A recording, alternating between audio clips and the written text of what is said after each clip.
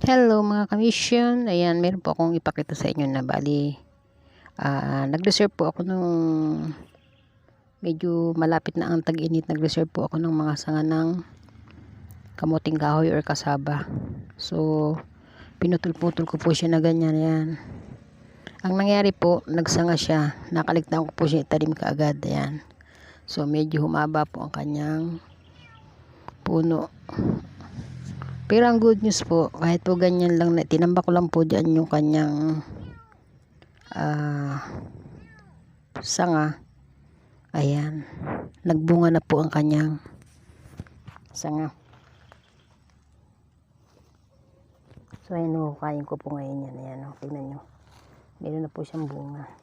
Kaya kung masipag lang po ang tao, kahit nasaan po siyang parte ng kahit na maigsi or maliit lang na space, maliit pong space lang yan, tinumpo ko lang po dyan yan. Ang purpose ko lang po dyan ay tumubo yung kanyang sanga.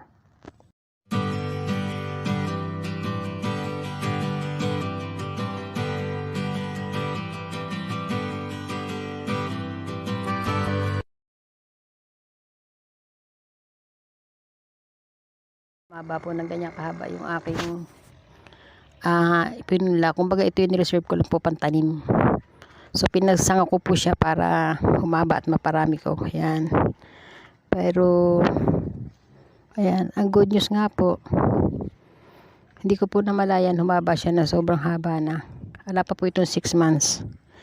Wala pa po siyang 6 months pero ito na po yung kanyang resulta. Na hindi ko po inaasahan, nagkaroon po siya ng laman. So, may pagkain po ako ngayon na kamote. So, hindi ko na po bibilin. Yan po ang kainaman ng masipag magtanim. Kahit po sa isang space na sako, pwede po kayo magtanim. Yan, shoutout po dyan sa mga mahihilig Ayan, shoutout po sa aking pusa. Ayan, bagong pulot. Ayan, maingay. So, ayan po yung kamuting kahoy. Ito, sayang to, medyo maliit eh. Pero ayan po yung malaki. Ayan. Diba?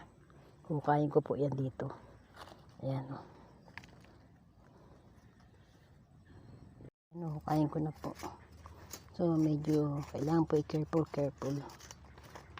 Bagamat ito po hindi pa harvestan, pero kailangan ko po kuhanin kasi maliit po yung space dito. Medyo sumusukal po at saka medyo hindi po dapat talaga patubuin dito yan. Kaya hukayin ko na at nakain ko na siya. Ayan, so cut ko dito para makuha ko siya.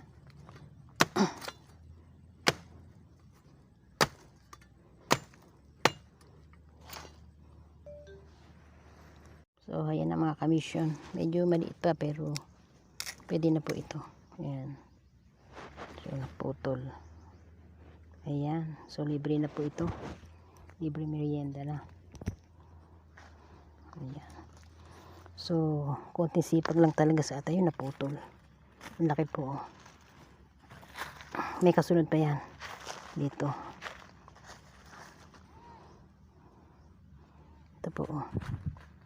Ganyan po kamuting kahoy. Yan. Kung hindi ko po kinuha yan, lalaki pa dyan yan. Yan. Pero kukunin ko na siya para hindi po kasi tama yung kanyang napagtaniman kasi nga i-reserve ko lang po ito pantanim. Pinalaki ko po yung sanga.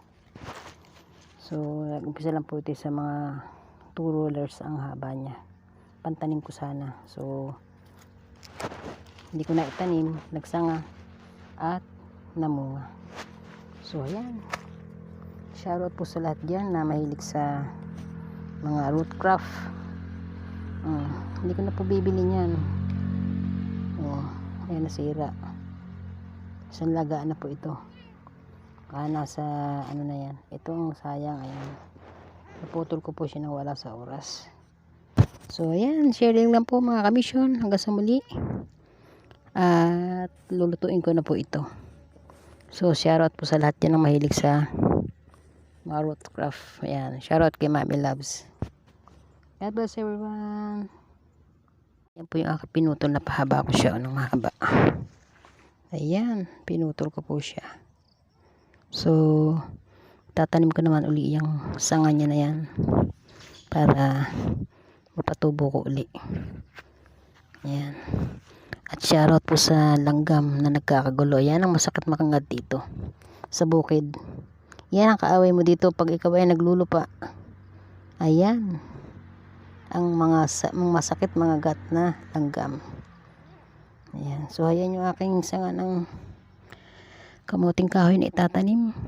Ayan, mahaba-haba po, napahaba ko siya, marami-rami yan. Pag yan po ay muling namunga, o di marami po akong aanihin. Peace.